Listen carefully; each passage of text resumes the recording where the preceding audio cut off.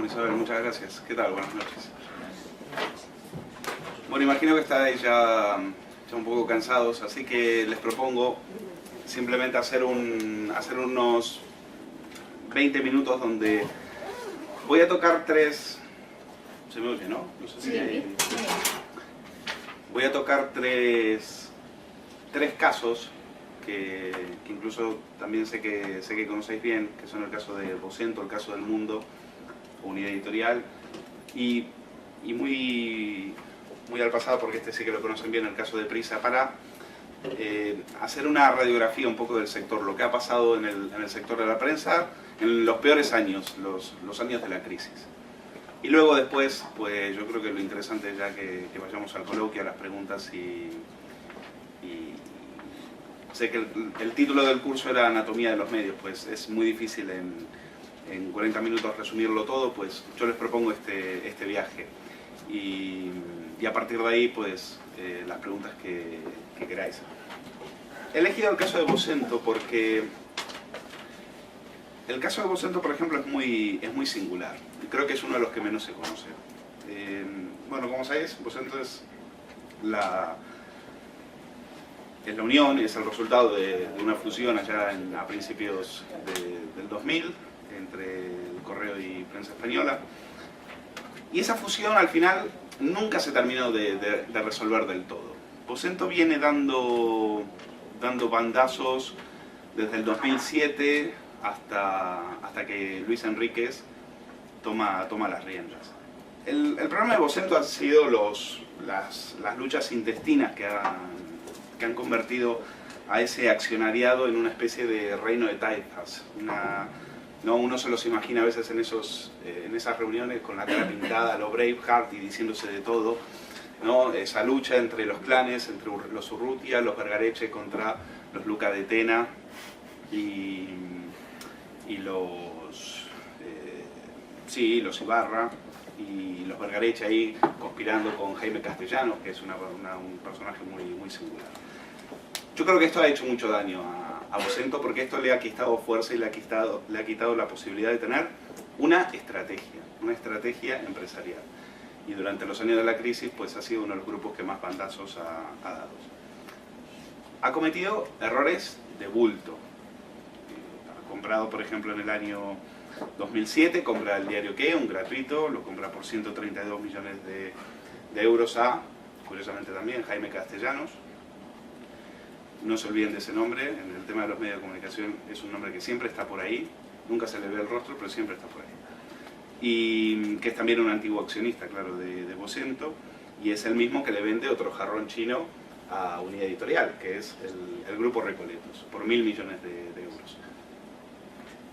Lo quiso hacer en Vocento, y en Vocento le dijeron puerta, se fue a Unidad Editorial, y en Unidad Editorial compró el grupo Recoletos. Ya vamos a analizar después esta compra, pero quédense con este primer dato. 132 millones de euros, un diario gratuito, lo compra Belarmino García, que era el consejero, el CEO de Vocento en ese momento, después de semejante acierto empresarial, lógicamente se lo quisieron quitar de encima muy pronto, y es una de los lastres que va a tener Vocento de aquí a lo largo de la crisis. Aventura radiofónica de la mano de Luis del Olmo con Punto Radio,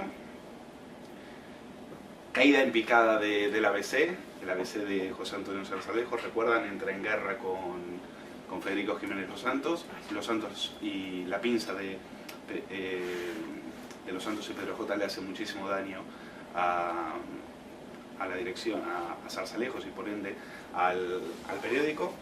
Recordaréis aquel editorial de Zarzalejos: los obispos tienen un problema, se refería a la COPE, y Zarzalejos ahí se metió en un lío morrocotudo. Los Santos aprovechó esa debilidad, fue a por él y le ganó el pulso. Con lo cual, el diario ABC, la cabecera del grupo Vocento, en picado. La locura televisiva de la 10.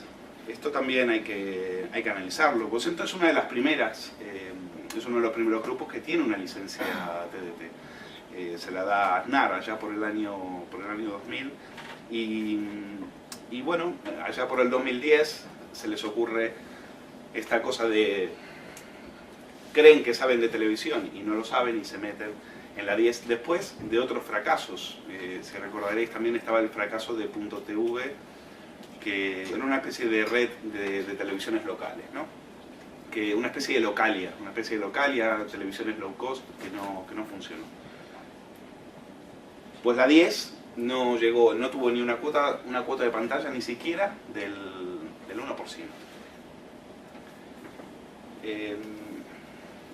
Esto es algo que también se ve mucho, ¿no? Es decir, creen que el Grupo Vocento era prensa. La joya de la corona es la prensa regional y ABC, es decir, es la prensa de papel, y se meten en un fregado que desconocen y por supuesto lo acabarán pagando. Números. Grupo Vocento, los peores años de su crisis, 2010-2011. Pierden más de 100 millones de euros. Y no perdieron más antes porque en el año 2009 venden los terrenos de ABC, venden su participación en Telecinco y de ahí rascan 80 millones de euros, que si no, seguían todavía perdiendo. Es una sangría, como decimos, entonces que le viene por el lado de la tele, por el lado de ABC y por el lado de la radio. Para que tengan una idea, la comparación tan brutal entre... es que solo en el 2005 habían ganado 140 millones de euros. Y entre el 2010 y en el 2011 pierden 100 millones de euros. El 2011, después de semejantes pérdidas, en el 2011 en Vocento estalla la guerra y es ahí cuando hay una profunda crisis del accionariado, aparece la lucha de clanes, los Urruti y los Vergareche le piden cambiar todo el consejo de administración. Ese año, en el 2011, perdieron 56 millones de euros. Y a partir de ahí, pues hay una guerra, hostigamientos, lo que decía antes. Creo que finalmente esa fusión, en las familias del Neguri habita como un germen de autodestrucción, desde la fusión de allá de los tiempos del Bilbao y del Vizcaya. Esa misma guerra se traslada aquí a la fusión Vocento y sigue hasta el día de hoy. Pero bueno, también deciden hacer otra importante apuesta, que es salir a bolsa. Y salen a bolsa justo en la última etapa de Vergareche, el que fue anterior a Belarmino García.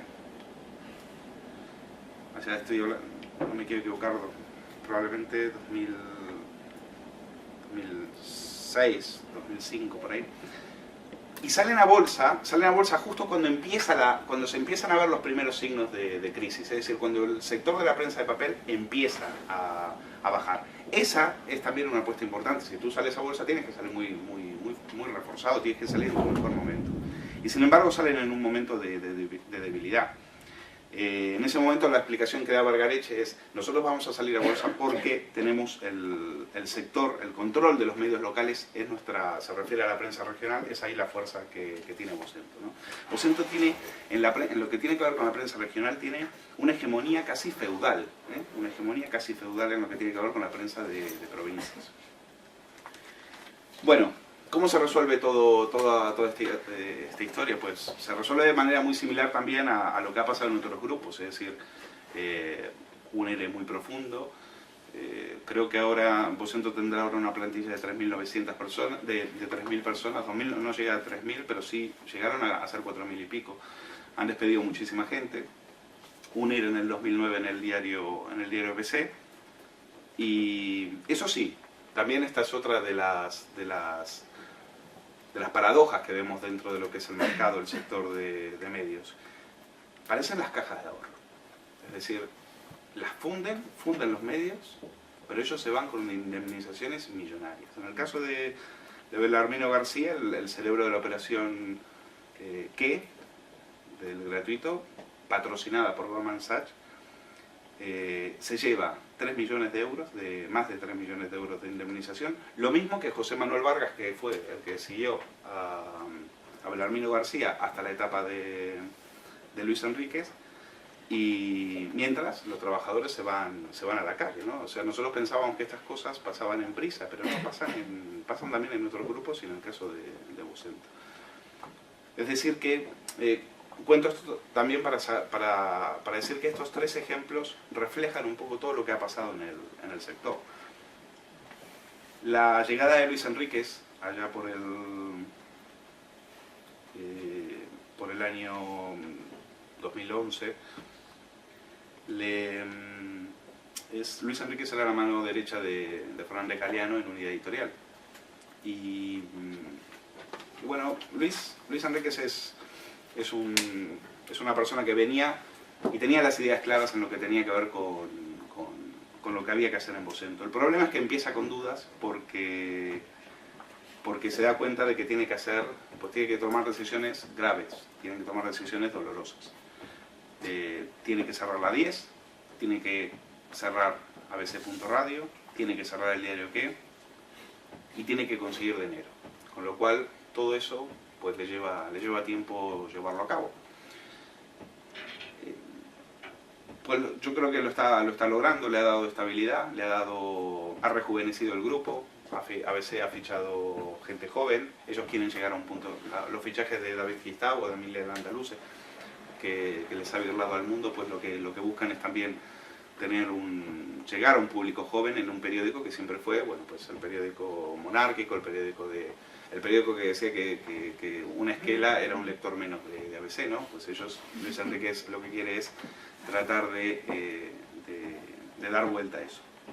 Y lo hace a través de gente joven, por supuesto. El proyecto me consta que también pueden haber más fichajes en el futuro. Puede ser que Vocento intente también robarle a algún columnista más. Luis Enríquez conoce bien la identidad de ABC, eso también es muy bueno. Es decir, tienes que ser consciente de tus limitaciones, pero también tienes que ser consciente de tus aciertos, de cuál es tu fuerte. Y Luis Enríquez sabe que ABC ha sido el diario de los columnistas, ha sido el diario que ha tenido las mejores plumas del articulismo español y está apostando mucho por ello. De ahí los fichajes de Gistau y probablemente probablemente también lo intente por algún joven que seguramente ustedes ya lo tendrán en mente, ¿no? Un joven promesa del mundo que está yendo con mucha fuerza. Pues ese es el caso de Vocento. Sin los recortes, sin esta cirugía mayor de Luis Enríquez, Vocento estaría en la ruina, en la más absoluta bancarrota. No le hubiera quedado nada. ¿Qué coste ha tenido esto? Pues es un grupo que tenía una deuda pues pequeña en comparación a lo que es el mundo y a lo que es Prisa, unos 100 millones de euros. Esa deuda se ha duplicado porque han tenido que pagar muchas indemnizaciones. Pero así todo, el grupo hoy es viable, el negocio digital de Vocento va muy bien. Han tenido un EBITDA positivo, el primero que han tenido desde 2007, el primer positivo que han tenido desde el 2007. La prensa regional, también hay peros, ¿no? Lo que decía, la deuda ha subido a 175 millones, la deuda del grupo, la prensa regional, que es la joya de la corona, ya no tira como antes y han tenido que hacer diferentes series en periódicos regionales y otros han tenido que cerrar, por ejemplo, como La Voz de Albacete.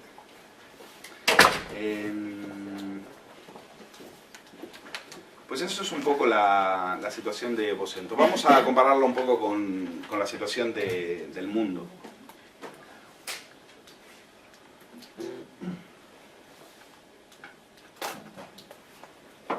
El mundo acumula 6 años en pérdidas. En el año 2012 perdió 18 millones de euros. El problema que tiene el mundo es que todos sus activos, todos, están en números rojos. Es decir, se han dejado millones en todo este tiempo. Es decir, es un grupo que, a diferencia de Prisa o de Vocento, la sensación que da el mundo es que va a la deriva y que es un barco del que todos quieren saltar, ¿no? Ya hace 6 años que los EBITDA no hacen más que presentar números rojos. Acumula pérdidas desde el 2009 al 2013, pues probablemente lleguen a más de 700 millones de euros. no, y lo peor de todo es que no tiene un plan, no hay un plan de viabilidad creíble, no hay una estrategia en lo que tiene que ver con unidad editorial. Recientemente lo hemos visto en el diario El Mundo. En el 2013, 108 históricos de la empresa se apuntaron al plan de bajas incentivadas. Fueron muchísimos más, se apuntaron mucho más, no dejaron que se vayan. Pero había mucha más gente que se quiso ir. Y lo que empieza ahora pues es muy difícil decirlo. ¿Qué empieza? Quizás el desguace desordenado de la compañía, cerrar publicaciones, es difícil preverlo. Que aquí también se han cometido errores de bulto. El primero, pues, querer jugar a ser Ted Turner y decir, bueno, vamos a poner una televisión.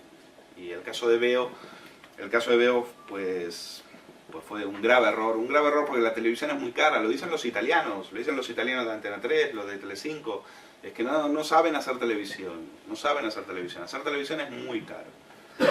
Y eso es lo que le ha pasado a Vocento, es lo que le ha pasado a Pedro J con Unidad Editorial. Es decir, quieren, y el problema es que encima tienen una televisión y no saben qué televisión quieren hacer. En el caso de Veo 7, pues quisieron hacer una televisión generalista, en una TDT plagada de brujos, tarotistas y videntes. Pues ellos quieren hacer y dicen, bueno, vamos a hacer el mundo nosotros, vamos a hacerlo en televisión, en televisión, que es lo que la gente quiere ver. Y la verdad que la gente no... Casimiro Abadillo no es un tío que en televisión sea George Clooney o te quedes ahí... o sea, es que no... Por eso lo que dicen los italianos, no se puede hacer televisión si no sabes, si no tienes una estrategia y sobre todo si no tienes el dinero para hacerlo. Entonces, y encima... Porque encima se les ocurre hacer una televisión generalista, hacían programas de concurso, de vez en cuando te pasaban algún deporte, bueno, todos los bandazos que se pudieran creer. La televisión, Veo, tiene que cerrar, contratar encima también, por supuesto, fichajes galácticos, genios de la televisión como Sáenz de Buruaga, que se van por 600.000 euros, bueno, están los vídeos en YouTube, hay muchos trabajadores en la calle de un día para otro. Bastante, otra historia de estas que se podrían haber evitado. Y el caso de Prisa, pues el caso de Prisa lo conocéis. Prisa es el ejemplo de todo lo que venimos resumiendo, es decir, pero quizás multiplicado por 2 o por 3. Por eso tampoco no me quiero extender bastante en el caso Prisa, pero sí hacer algunas conclusiones. ¿Qué conclusiones podemos sacar del tema de Vocento y del tema del mundo? En principio, tres conclusiones. Primero, cero melancolía. Es decir, no venimos aquí a llorar. Los señores de la prensa son en buena medida responsables de este ambiente de funeral que hay en los medios de comunicación, que por suerte parece que estamos dejando atrás. Estaban avisados y sin embargo pues se empecinan en aventuras megalómanas que no llevan a ningún lado. O sea, era un momento, allá por el 2007, 2008, era un momento de hacer acopio y de aguantar el chaparrón. Y sin embargo, pues caen en la tentación de hacer operaciones megalómanas, como el gratuito que, como la OPA Sogecable o Veo 7. Y ni hablar de la compra de Recoletos. Miren, el año que Unidad Editorial compra Recoletos por 1.100 millones de euros, Recoletos es expansión y marca, Google compra YouTube por una cifra más o menos similar, 1.300 millones, 1.400 millones. Y Pedro J, pues, compra esa manzana envenenada que le ofrece Jaime Castellanos por 1.100 millones. ¿Quién estaba ahí leyendo el futuro? ¿Quién estaba entendiendo los próximos años, lo que uno se jugaba en el tema de mercados y medios de comunicación? Es decir, lo que ha pasado no es casual. Se han cometido serios errores, errores de bulto, errores de previsión. Y por más que ahora aparezcan y se pongan no sé si han visto la foto de Pedro J con un tirachinas, hay un tirachinas digital, y dice yo tengo las soluciones contra Google, yo sé cómo resolver esto, y se ponen en plan gurú y sacan el iPad como si lo acaban de descubrir esta mañana. Al fin de cuentas cometen serios errores, han cometido errores de previsión bastante graves. Esto no fue... Es muy fácil ahora echarle la culpa al tsunami digital y a este diluvio de Internet. No caigamos en ese error. Como dije antes, cero melancolía. Es decir, aquí tuvieron tiempo de sobra para prever. Aquí tuvieron tiempo de sobra para pensar y no equivocarse. Y sin embargo se pusieron a fabricar una bola de nieve a base de créditos baratos y proyectos muy alejados de lo que era realmente la matriz del negocio. Lo primero que tienes que conocer es cuál es tu matriz, qué es lo que sabes hacer bien. Creo que en eso es lo que acierta Luis Enríquez en el caso de Vocento y es lo que perturba a Fernández Galeano, que no sabe qué hacer con Unidad Editorial porque no lo tiene claro, y de hecho Fernández Galeano estuvo a punto de irse a Vocento. Según me cuentan, Vocento estuvo a punto de firmar y se echó para atrás en los últimos minutos. Lo mismo hizo con Prisa. Pero tampoco pasó solamente en la prensa digital, también en Internet hubo sonados fracasos. No estoy mencionando el caso del Diario Público, que también podríamos hablarlo, otro gran fracaso que costó casi 1.000 millones casi 100 millones de euros. En medio de esta, lo que decía, era una situación allá por el 2007, cuando empezamos a ver la crisis, era un momento para hacer acopio de reservas, ¿no? Para aguantar el chaparrón. Y sin embargo, los señores de los medios, los señores de la prensa, pues se aburrían demasiado y se dieron una vuelta por el casino financiero y volvieron arruinados. Y al final la fiesta, pues la tuvieron que pagar, por supuesto, todos trabajadores y medios. Y decía que el caso paradigmático es Prisa porque quizás el que mejor lo acuñó fue fue en un artículo que fue censurado en el diario El País. Enrique González acuñó el término de ludopatía bursátil y para explicar las andanzas de su señorito Juan Luis Cebrián, ¿no? Prisa generó una deuda inusitada por la compra de sofocable de 5.000 millones de euros y esa fue prácticamente su sentencia de muerte. Hoy la situación de Prisa ahora está en manos, luego de la Operación Liberty. La Operación Prisa atraviesa dos fases en esta crisis. La Operación Liberty y luego gran parte de la banca que se hace con el poder poniendo ahí a su hombre de paja, que sería Abril Martorell. Se dice que la Operación Liberty no es la entrada de Liberty como accionariado, sino que tendría todavía una vuelta todavía más retorcida. Es la tesis, por lo menos, de Pere Rossinyol, que fue un ex trabajador de Público que también conoce bien el tema de los medios, y dice que Liberty entra ahí por una sencilla razón.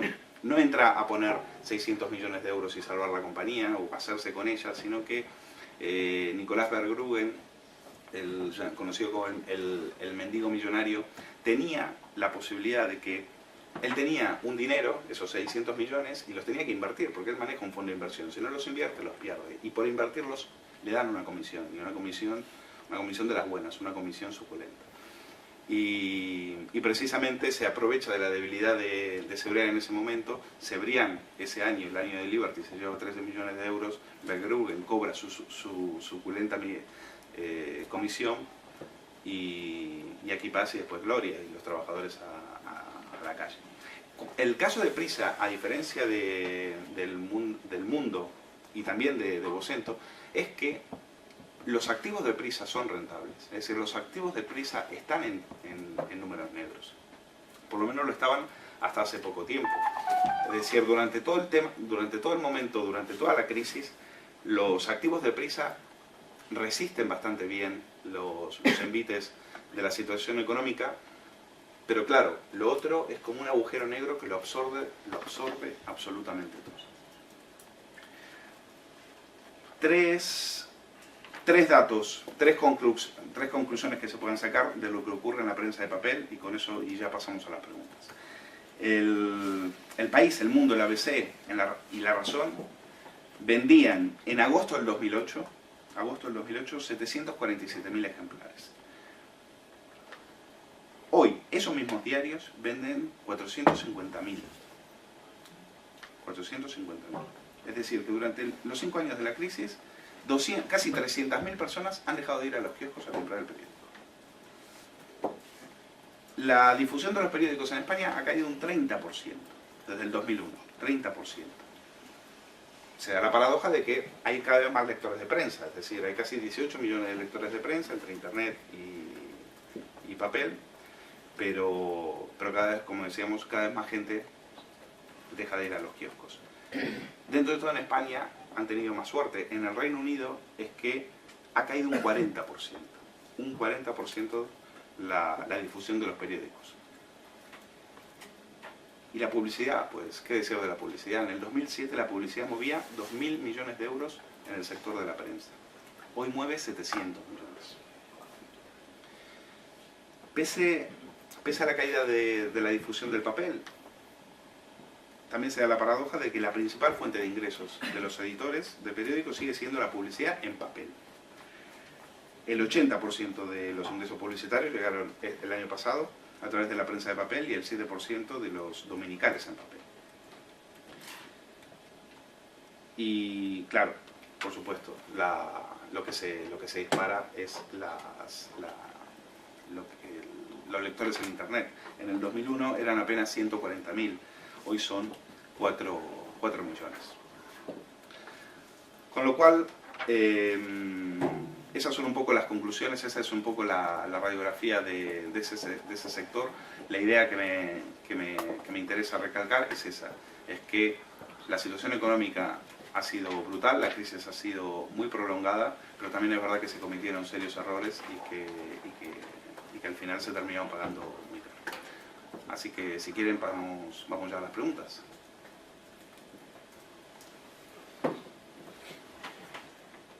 Actualmente en España, de los grandes, entre el grupo A3 Media y el grupo Mediaset, ¿están rentables o puede ser que acaben como los casos que nos has comentado de Prisa? Sí, durante los años de la crisis, los grupos de televisión no han perdido dinero. No saben lo que son las pérdidas. Han ganado menos, pero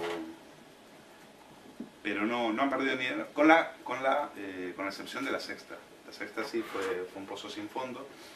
La Sexta fueron desde su inauguración hasta que cae en manos de A3 Media, pues 600 millones de euros, ¿no?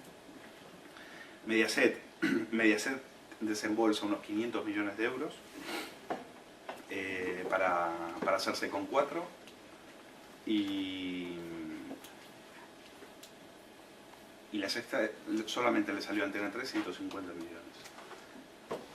Quizás Mediaset se apuró en la compra, pero te puedo asegurar que a Basile le da exactamente igual. No han tenido números rojos, han tenido una caída de la publicidad brutal. Si cuando hablas con la gente de la televisión, lo que te dice es: imagínate que si yo estoy perdiendo publicidad, imagínate tú. Es decir, la televisión es lo que más dinero mueve, eso está bien, está muy claro. Lo que salva el duopolio es lo que ocurre allá si no me equivoco, 2009, cuando el lobby de las cadenas privadas le dice al gobierno: queremos la publicidad de televisión española. Y ahí estamos hablando de una tarta de 500 millones de euros. 500 millones de euros que pasan de aquí a aquí. Con lo cual ese favor que le hace Rodríguez Zapatero a UTECA, pues es lo que determina que la supervivencia de las privadas. Con lo cual, es verdad que el volumen publicitario ha bajado enormemente, pero bueno, también es verdad que han sabido manejarlo bien. y hoy por hoy ya vuelven a estar en cifras de beneficio bastante importantes, ¿no? Pero la clave 2009, la publicidad, se deja Televisión Española sin publicidad y se pasa a UTECA. Eso es la clave de la supervivencia del duopolio, ¿no? Aparte también hay que tener una A3 Media y Mediaset controlan más del 80% de la tarta publicitaria. Es decir, eso te coloca en una situación de que eres tú el que se puede permitir tener o no ciertos anunciantes. Es decir, se decía que en alguna de estas cadenas se le decía al anunciante: tú te vas a anunciar conmigo, pero en exclusividad. En exclusividad. Es decir, están en una posición aparte tienen, por supuesto, todo el share, con lo cual al anunciante no le queda otra. Es de lo que se quejan las pequeñas, de lo que se queja 3CTV y demás. Tenéis secuestrado al anunciante. Eso es lo que le dicen las pequeñas al duopolio. Y efectivamente tienen más del 80% del mercado publicitario, pues están en una situación sin duda bastante cómoda, ¿no? Antes comentabas los fichajes por parte de ABC, del Andaluz, de Gistau y también de Fede Ratas. Pareciera que Luis Enrique quisiera seguir una estrategia para hacer parecer un poco más ABC al diario El Mundo. Yo te quería preguntar si crees que esta estrategia le conviene a ABC, si crees que tienen el mismo público potencial El Mundo y ABC. Y hace apenas un par de semanas, si no me equivoco, Vieito dio una entrevista en Voz Populi en el que decía que había más ganas del Andaluz y de Gistau por venir a ABC que de ABC en traerles. Entonces pareciera como si hubiera una lucha entre Luis Enrique y Vieito, que te quería preguntar que hasta cuándo puede durar. Me consta que es verdad que las ganas de algunos periodistas del Mundo de saltar a ABC fue considerable y es considerable. También en esto también se dan cuestiones personales. Es decir, es que Emilia en Andaluz es muy amiga de Luis Enrique. Son amigas de familia. Entonces, esas cosas también cuentan, ¿no?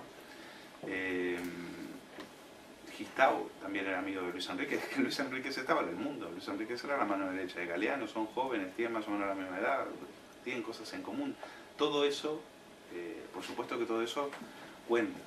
Y probablemente también se animen a ir a por otros fichajes. Yo creo que lo intentarán con Javois. ABC está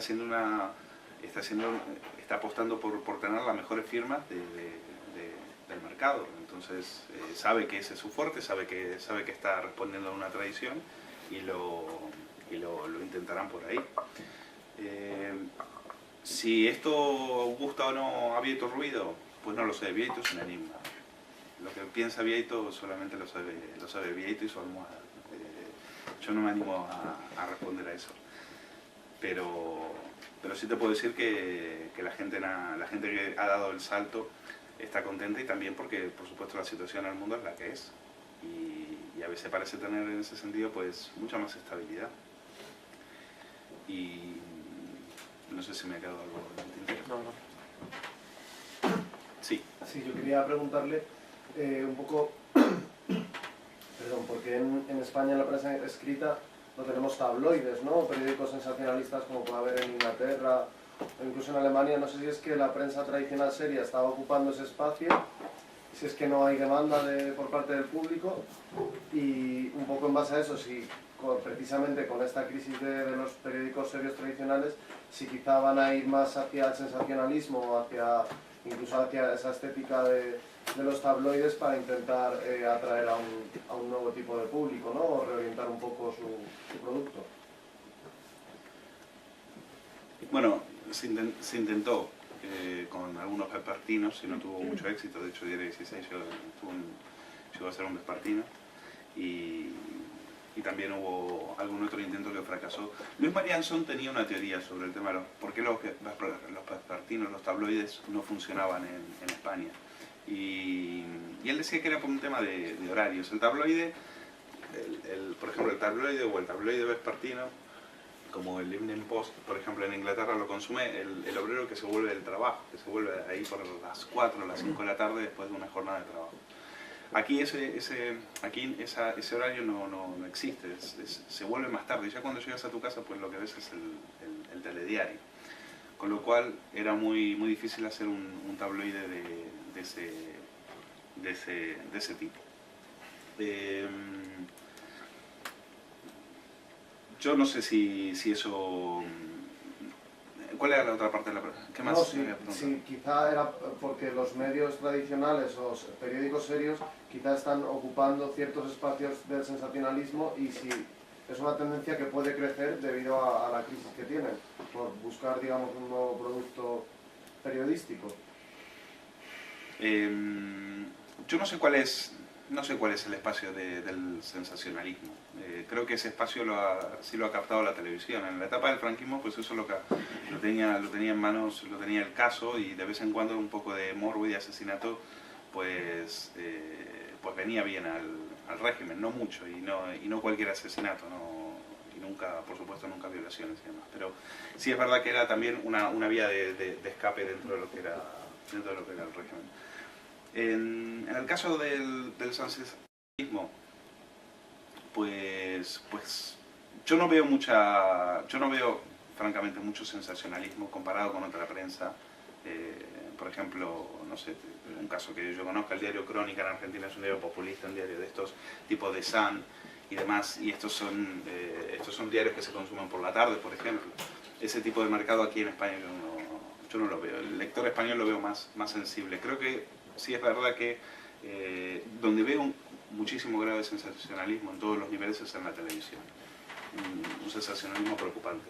Con tantas dosis gratuitas de sensacionalismo, la prensa pues poco puede hacer para competir con eso. A nosotros en Internet, también te digo que el sensacionalismo también tiene su hueco, es una especie de, como lo que hace el Daily Mail, que lo hace muy bien, pues a veces también en Internet vamos detrás de eso, y todo lo de, no sé, la anciana con 6 dedos, o la niña de 2 cabezas, pues todo eso funciona de maravilla. Lo que pasa es que ahí está la decisión del periódico de hasta qué punto eso te perjudica a tu marca. Pero en lo que tú dices, creo que tienes razón. Al final lo hacen todos. Nosotros empezamos muy temprano con el tema de Sálvame, y recibíamos muchas críticas en Periodista Digital por dedicar espacio a eso, pues nuestros lectores, sobre todo de cierta edad y que buscaban el tema político, no lo entendían. Hoy Sálvame hoy va a ser el Pedro J, que decía que no conocía a Belén Esteban. Fue portada de Magazine en los últimos números de Magazine, pues fue portada. Al final hay mucha hipocresía en todo eso. Y entra a la página digital, a la página online de ABC, y también vas a encontrar Sálvame, también vas a encontrar todo tipo de sensacionalismo, pues camuflado, pero está ahí, eso está ahí. Yo quería preguntarte, ¿cómo ves el desarrollo de las grandes cabeceras en Internet? ¿Tienen estrategias diferentes? El mundo apuesta por el Orbit muy fuerte, el país está más abierto. ¿Qué te parece esa situación y cómo ves el futuro? Si se puede... No traje la bola de cristal, la dejé en casa, pero lo que te puedo decir es que en la prensa tradicional, respecto al tema de Internet, hay una especie de culpa. Ellos creen que se equivocaron cuando abrieron los contenidos gratuitamente. Todavía están con esa especie de flagelándose y creyendo que ahí se equivocan. Hay diversas teorías, hay gente que dice, yo creo que no fue para tanto, y hay otros que dicen que sí, que fue un grave error. Recuerdas que el país en su momento pues tuvo un muro de pago, luego lo quitó y ahora no sabe qué hacer. El mundo va a poner un muro de pago, no se sabe cuándo, pero piensa hacerlo. Tiene ha sacado una edición vespertina y apuesta todo por el Orbit. Si los resultados los dije al principio, es decir, no están siendo el Orbit no está solucionando los problemas del diario El Mundo ni los problemas financieros del diario de Unidad Editorial. Es decir, ahí tienen un grave problema y las plantillas se siguen adelgazando. Entonces da igual que tú tengas papel o digital o hagas la estrategia que tengas, te estás quedando sin periodistas y ahí tienes un grave problema. Con lo cual, en este momento yo creo que a nivel estrategia, El Mundo lo apuesta todo a Orbit porque cree en esto.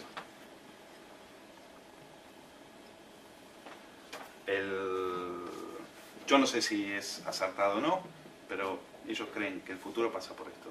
Han sacado un vespertino por la tarde. ¿Por qué sacaron un vespertino por la tarde? Ellos creen que, bueno, tiene una explicación publicitaria. Dicen, con esto vamos a llegar a un público selecto, a un público que tiene poder adquisitivo, y ahí vamos a poder meter publicidad de calidad, publicidad que a nosotros nos permita tener muchos ingresos. En el caso del país, la estrategia del diario País es en este momento sobrevivir. Es decir, ellos tienen el periódico que hay que salvarlo. El periódico acaba de sufrir un ERE durísimo. Acaban de salir más de casi 130 personas, entre ellos columnistas históricos. Y el periódico ahora lo que tiene es que resolver el tema de la estabilidad. Gumersindo La Fuente estuvo hasta hace unos meses llevando el tema de la dirección, lo que tenía que ver con el tema digital. El desafío era integrarlo a las redes sociales, hacer un diario que tenga más penetración en las redes sociales, y si hoy desapareciera el papel, El Mundo y El País y ABC están ahí arriba. Ojo con ABC, la edición online de ABC lo están haciendo francamente bien y están creciendo mucho. ABC sí que está, ABC quizás es la apuesta más audaz, la más arriesgada.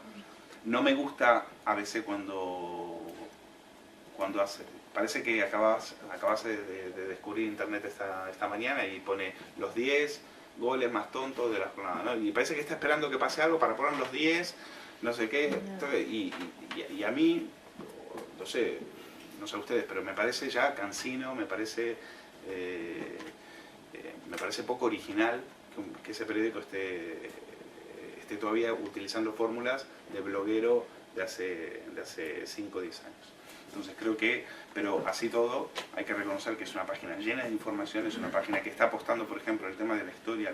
Era un tema que les está funcionando muy bien, el tema de la historia y de la ciencia, y ya, me parece que ahí a veces le está comiendo terreno al país y al mundo, en ese caso de estrategia.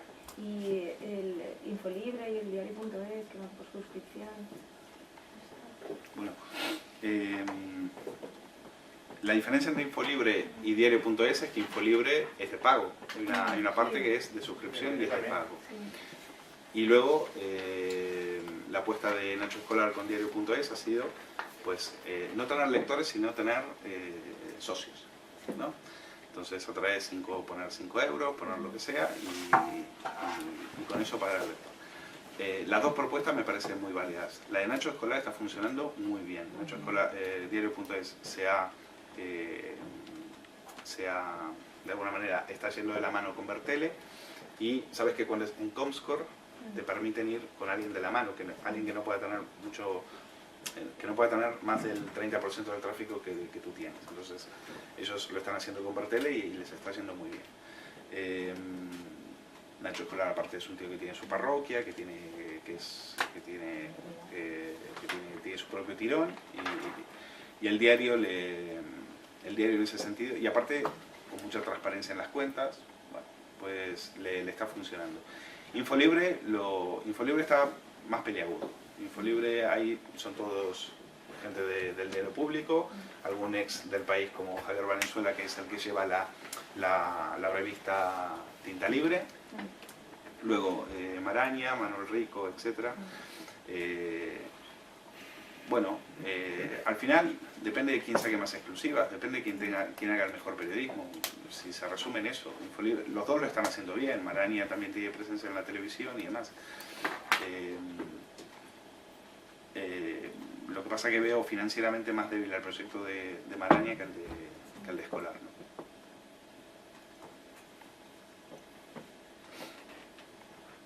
¿Hay más? Yo te iba a haber preguntado un poco por lo del tema de Buffett, efectivamente, cómo veías y qué estrategia estaba llevando para que subiera tanto en suscriptores y sobre todo en lectores en la red. Por lo tanto, eso no te puedo preguntar mucho. Solamente quiero ver la barrera que está poniendo ahora el mundo para las suscripciones, ¿te parece al final acertado?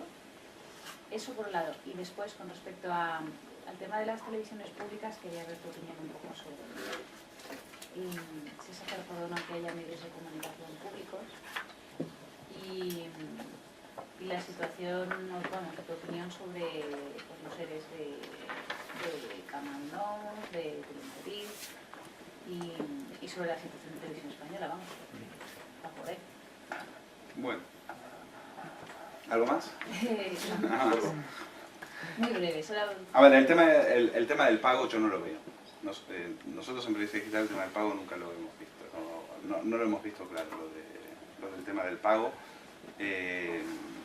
Quizás te permita un nicho pequeño, pero al fin de cuentas donde se juegan las grandes ligas están en las grandes cifras están en lo que está abierto, ¿no? El mundo.es, el país, elpaís.com y abc.es. Yo creo que en abc.es ni se lo plantean, y en el caso de en abc.es están apostándolo todo a Kiosco y Más. Kiosco y Más va bien, también está pensado un poco en relación a la tableta. ¿No hay competencia para Kiosco y Más?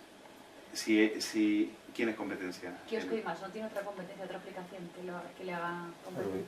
No, el Orbit, pero son bastante diferentes en ese sentido. Yo creo que el Orbit estaba mejor logrado, Kiosco y Más lo tuvieron que trabajar mejor. Creo que Kiosco y Más tendría que dar un salto cualitativo, un nuevo salto, una vez que resuelva todo el tema de sus publicaciones. Y por lo que me dicen ellos, están contentos, el crecimiento está yendo bastante bien, las suscripciones son bastante, o sea, puedes comprar 3x1, etcétera, y eso siempre funciona. Cuando hablas con ellos te dicen que están contentos. Cuando hablas con el mundo, pues cada vez son miles y miles de suscriptores y no paran. Y PRJ ahí haciendo bombo en Twitter, insoportable con todo el tema de Orbit. Y uno pide que se calle y lo bloqueas y que le mandas a alguien para que deje de hacer propaganda de Orbit. Pero yo creo que los muros de pagos no lo sé. El New York Times ahora va a hacer creo que ya empezó con un muro de pago y le está yendo bien, pero me parece que son mercados totalmente distintos. Yo creo que no creo que los muros de pago sean la solución. Al fin de cuentas es mejor periodismo y al fin de cuentas la respuesta creo que está en el mercado publicitario. Si tú tienes un poquito más de mercado publicitario, pues te puedes permitir tener un mejor Orbit y tener un mejor Kiosco y Más. ¿Cuál era la otra pregunta? Las televisiones públicas. Las televisiones públicas. Medios públicos. Bueno, la verdad que en Periodista Digital pensamos que las televisiones públicas pues han sido una ruina y yo creo que lo único que han servido es para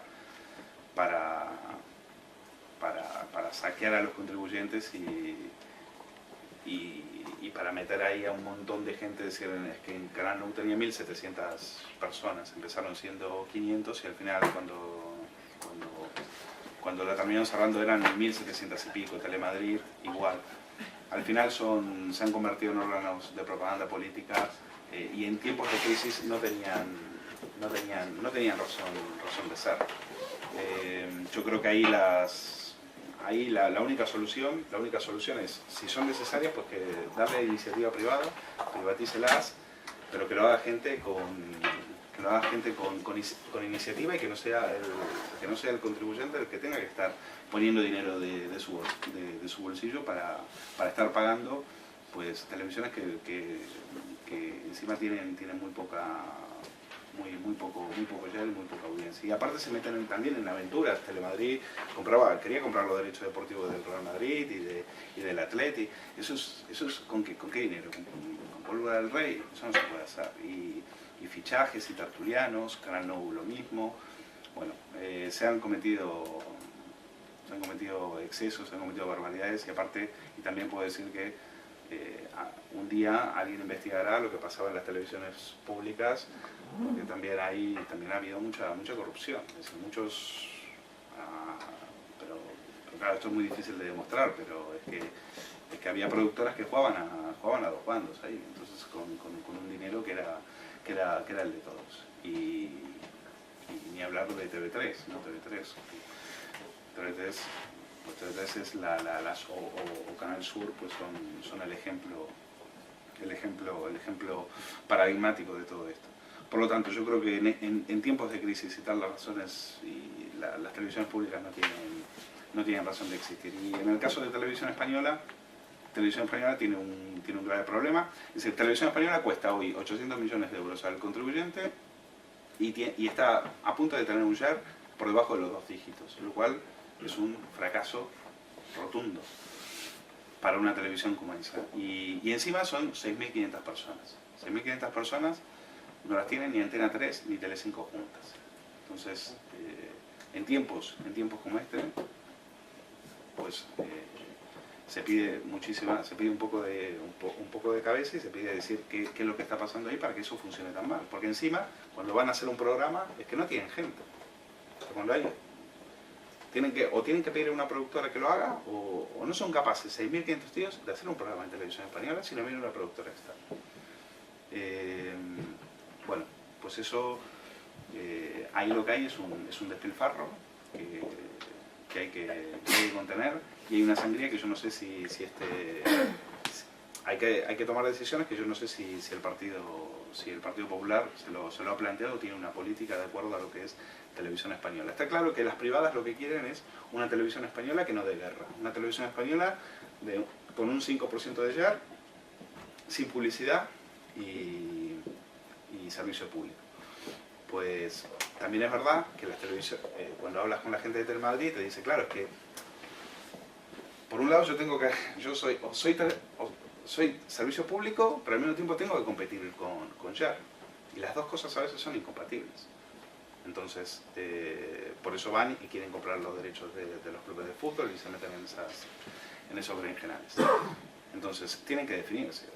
O quieren ser televisión pública y cumplir con lo que tienen que cumplir, o definitivamente decir, no, mira, vamos a ir a por todas, y nos vamos a gastar un dineral. ¿Un dineral de dónde? Del dinero público. Y vamos a ir, como se hacía en la etapa de Zapatero, por Águila Roja, y se va a pagar casi 1 millón de euros por capítulo. Venga, a correr. Claro, yo con semejante usina de dinero público, pues claro, yo también compito, ¿no? Y vamos a por la Champions, y vamos por las motos. Entonces, ¿publicidad sí o no en la televisión pública? Sí, yo creo que fue un error quitarlo. Lo que pasa es que también es verdad que las privadas te dirán, bueno, ¿y nosotros qué? Es competencia desleal. Pero yo creo que hoy se arrepienten de haber tomado esa decisión. Hoy, en este momento, en Televisión Española no saben qué hacer. Ahora están con el tema de los patrocinios. Y estamos hablando de que, claro, si tú no puedes tener publicidad. Sin embargo, viene gente y te ponen una camiseta y te ponen aquí Mercadona, o te ponen Carrefour, o lo que sea. Es que se han cometido, se han saltado por los aires lo que era la ley de financiación. Entonces, ¿ahora qué hacen? Se han cometido demasiados errores. Pero claro, si tú cierras la publicidad, pues te las tienes que aguantar. ¿Y cuánto dinero tengo? Pues tenía 1.000, ahora tengo 800. ¿Sabes qué pasa? Que si tú eres una televisión de 800 millones, tienes 6.500 personas y solamente tienes un share de menos de 2 cifras, pues va a venir Montoro y te va a cerrar. Que no hay otro. Sí. La duda que tenía yo, digo, en un contexto en el que si todas las empresas grandes tienen tantas pérdidas y los que tienen detrás conglomerados grandes están en pérdidas, yo preguntaba, ¿es negocio en tiempos de crisis los digitales gratuitos que no tienen detrás conglomerados mediáticos grandes y no son de pago, no están cobrando directamente? Porque estaba yo viendo para acá, leía que decían que Libertad Digital había dicho Bárcenas que le dio 1.700 en acciones a la fuerza, digo, ¿Quiere decir que un digital gratuito necesita de amigos para sobrevivir o es negocio en estos tiempos de crisis? Bueno, Confidencial, periodista digital. bueno, pero cuidado, porque son mundos apartes. Es decir, el confidencial juega su liga, ¿no? Digamos, en el mundo, en lo que es el sector de los digitales, tienes a tres que juegan su partido, que son el confidencial, el periodista digital y la libertad digital, digo por datos de Comscore, y luego, lejos, el resto. Pero el Confi está muy por encima, es decir, el Confidencial tiene una plantilla de casi 100 personas y está facturando 4 o 5 millones de euros al año.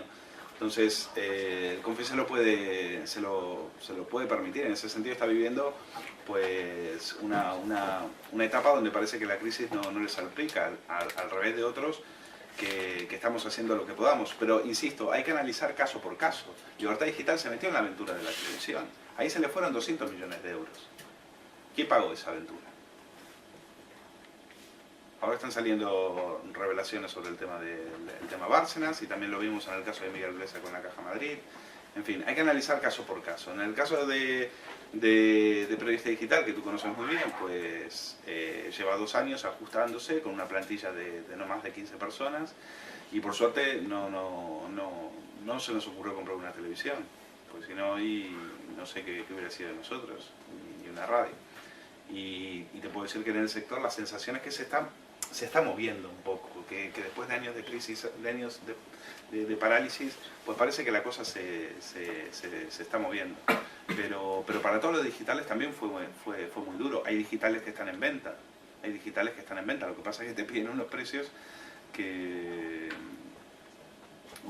son abusivos, pero hay digitales que están en venta. Por eso digo, hay que analizar caso por caso. No todos son negocio, pero hay otros que sí, que son negocio y un muy buen negocio. Nada más, ¿nos vamos a dormir? Sí. Bueno, Gracias.